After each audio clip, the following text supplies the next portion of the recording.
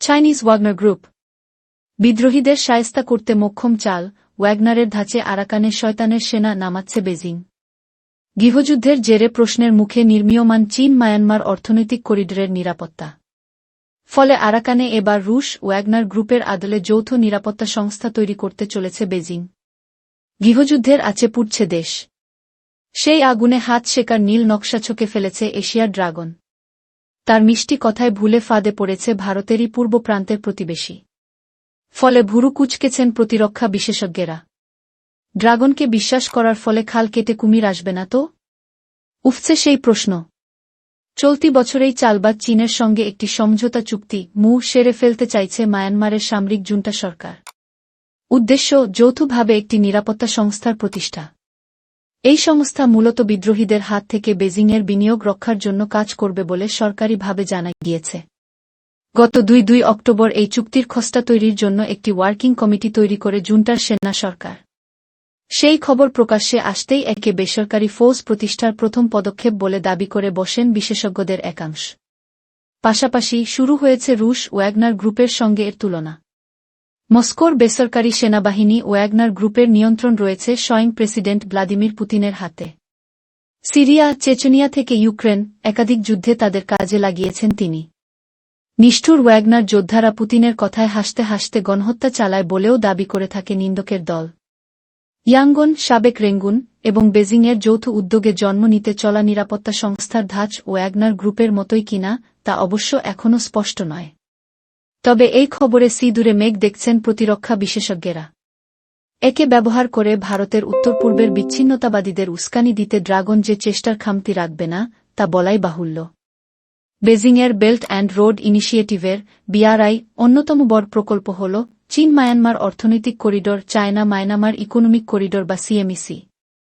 ড্রাগনভূমির Kunming প্রদেশ থেকে আরাকানের Rakhine রাজ্যের কিজুকপিউ বন্দর পর্যন্ত চলছে এর নির্মাণ কাজ। এই প্রকল্পের কাজ শেষ হলে হাইওয়ে, রেলপথ, পাইপলাইনের মাধ্যমে কুনমিংয়ের অর্থনৈতিক অঞ্চলকে গভীর সমুদ্র বন্দরের সঙ্গে জুড়ে ফেলতে পারবে চীন। কৌশলগত দিক থেকে যা অত্যন্ত গুরুত্বপূর্ণ। আর তাই CMEC-কে মোলাক্কা প্রণালীর বাইপাস বলে দাবি করেছেন প্রতিরক্ষা বিশেষজ্ঞেরা। বর্তমানে ভারত মহাসাগরে প্রবেশ করার ক্ষেত্রে মোলাক্কা প্রণালী ছাড়া বেজিংয়ের কাছে দ্বিতীয় রাস্তা নেই। আমেরিকার সঙ্গে সংঘাত বৃদ্ধি পাওয়ায় এই রাস্তা ওয়াশিংটন বন্ধ করতে পারে বলে আশঙ্কা করছে বেজিং। সে ক্ষেত্রে চ্যালেঞ্জের মুখে পড়বে চীনের আন্তর্জাতিক বাণিজ্য। পঙ্গু হতে পারে চীনা অর্থনীতি। CMEC প্রকল্পের কাজ শেষ হলে দূর হবে বেজিংয়ের এই দুশ্চিন্তা। তখন মোলাক্কা প্রণালী বন্ধ হলেও সরাসরি ভারত মহাসাগরে ঢুকতে পারবে চীনা জাহাজ। আর তাই দ্রুত CMEC শেষ করতে মরিয়া হয়ে উঠেছে এশিয়ার ড্রাগন। কিন্তু গলার কাটা হয়ে উঠেছে মায়ানমারের বিদ্রোহীরা।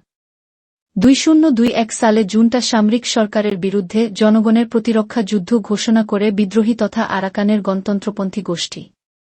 এর ঠিক পরের বছরই তাগাং তাং নিকেল প্রসেসিং প্ল্যান্টে হামলা চালায় তারা।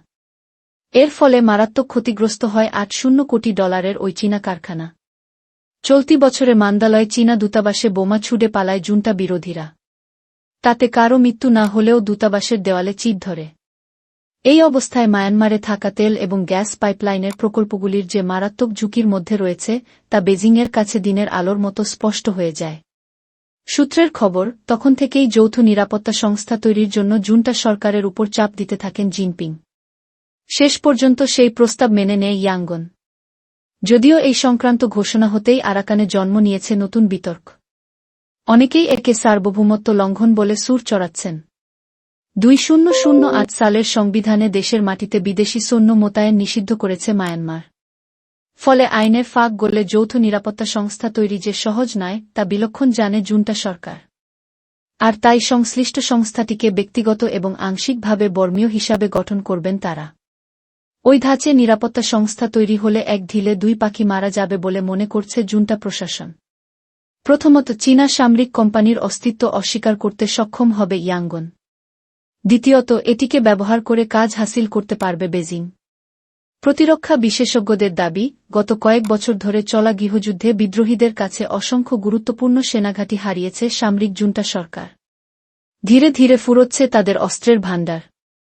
এই অবস্থায় যৌথ উদ্যোগে তৈরি নিরাপত্তা সংস্থা তাদের কাছে হাতে চাঁদ পাওয়ার শামিল। কারণ আগামী দিনে এই সংস্থাকে সামনে রেখে গোলাবারুদ থেকে শুরু করে যুদ্ধবিমান, যাবতীয় হাতিয়ার চীন থেকে আমদানি করতে পারবে আরাকানের সরকারি ফৌজি অফিসাররা। ফলে প্রতি আক্রমণের ঝাঁজ বাড়িয়ে বিদ্রোহীদের দখলে থাকা এলাকা ছিনিয়ে নেওয়া সহজ হবে।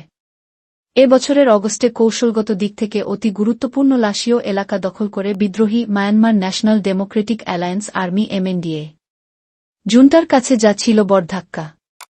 অক্টোবরে বিদ্রোহী কমান্ডার পেং ড্যাকসুনকে ইউনান প্রদেশের কুনমিংয়ে গৃহবন্দী করে চীন। এরপর থেকেই এমএনডিএকে লাশীয় ছাড়তে ক্রমাগত চাপ দিয়ে চলেছে বেজিং। উত্তর মায়ানমারের শান রাজ্যের অন্তর্ভুক্ত এই এলাকাটি সিএমইসির প্রবেশদ্বার হিসাবে চিহ্নিত। লাশীয় বিদ্রোহীদের দখলে থাকলে প্রকল্পের কাজ শেষ করা দুই দেশের পক্ষে যে একরকম অসম্ভব তা বলাই বাহুল্য। ড্রাগনল্যান্ডে বেসরকারি নিরাপত্তা সংস্থা যে নেই তা কিন্তু নয়। তালিকায় নাম রয়েছে De Wei Security Group Limited, Hua Jing China Security, Guan An Security Technology, China Overseas Security Group এবং ফ্রন্টিয়ার সার্ভিসেস গ্রুপের। বিশেষজ্ঞদের একাংশের অনুমান, এই সংস্থাগুলির একটির সঙ্গে যৌথভাবে নতুন একটি সংস্থা তৈরি করবে বেজিং। সেটি নামে বর্মীয় হলেও পিছন থেকে নিয়ন্ত্রণ থাকবে বেজিংয়ের হাতেই। নিরাপত্তা সংস্থার যোদ্ধাদের মোতায়েন করা হবে নির্মীয়মান সিএমইসির বিভিন্ন সাইটে। কিন্তু তারপরও সংশ্লিষ্ট সংস্থাটির সঙ্গে রুশ ওয়াগনার গ্রুপের তুলনা টানতে নারাজ ভারতীয় সেনার অবসরপ্রাপ্ত সেনা অফিসারদের একাংশ। প্রথমত, এর পুরোপুরি নিয়ন্ত্রণ জিনপিংয়ের হাতে থাকছে না। ফলে একে ইচ্ছামতো ব্যবহার করতে পারবে জুন্টা প্রশাসন। দ্বিতীয়ত, এই সংস্থার নেপথ্যে থাকা চীন ও মায়ানমারের আলাদা আলাদা স্বার্থ রয়েছে। আরাকানের সরকারি বাহিনী চাইবে সামনে থেকে বিদ্রোহীদের সঙ্গে লড়ুক নিরাপত্তা সংস্থা। অন্যদিকে বেজিং তাদের প্রকল্পের নিরাপত্তা পেলেই খুশি। এই দুই স্বার্থ পূরণ করতে গিয়ে হিতে বিপরীত হওয়ার আশঙ্কা রয়েছে। যৌথ নিরাপত্তা সংস্থায় রক্ষী বা যোদ্ধা হিসাবে কারা কাজ পাবেন তা স্পষ্ট নয়। বিদ্রোহীদের আক্রমণে তাদের মৃত্যুর আশঙ্কাও অমূলক নয়। ফলে বেজিং বা মায়ানমার দুপক্ষই চাইবে অন্য তরফে বাহিনীতে যোগ দিক যোদ্ধারা। ফলে কর্মীর অভাবে চরম মূল্য দিতে হতে পারে ওই নিরাপত্তা সংস্থাকে। পিছন থেকে নিয়ন্ত্রণ থাকবে বেজিংয়ের হাতেই। নিরাপত্তা সংস্থার যোদ্ধাদের মোতায়েন করা হবে নির্মীয়মান সিএমইসির বিভিন্ন সাইটে। কিন্তু তারপরও সংশ্লিষ্ট সংস্থাটির সঙ্গে রুশ ওয়াগনার গ্রুপের তুলনা টানতে নারাজ ভারতীয় সেনার অবসরপ্রাপ্ত সেনা অফিসারদের একাংশ। প্রথমত, এর পুরোপুরি নিয়ন্ত্রণ জিনপিংয়ের হাতে থাকছে না। ফলে একে ইচ্ছামতো ব্যবহার করতে পারবে জুন্টা প্রশাসন। দ্বিতীয়ত, এই সংস্থার নেপথ্যে থাকা চীন ও মায়ানমারের আলাদা আলাদা স্বার্থ রয়েছে। আরাকানের সরকারি বাহিনী চাইবে সামনে থেকে বিদ্রোহীদের সঙ্গে লড়ুক নিরাপত্তা সংস্থা। অন্যদিকে বেজিং তাদের প্রকল্পের নিরাপত্তা পেলেই খুশি। এই দুই স্বার্থ পূরণ করতে গিয়ে হিতে বিপরীত হওয়ার আশঙ্কা রয়েছে। তাছাড়া বিদ্রোহীদের আক্রমণ যৌথ নিরাপত্তা সংস্থার যোদ্ধাদের মৃত্যুর আশঙ্কাও অমূলক নয়। ফলে বেজিং বা মায়ানমার দুপক্ষই চাইবে অন্য তরফে বাহিনীতে সৈনিক নিয়োগ করা হোক। এই নিয়ে ধোঁয়াশা ও অবিশ্বাস তৈরি হলে চরম মূল্য দিতে হতে পারে ওই নিরাপত্তা সংস্থাকে।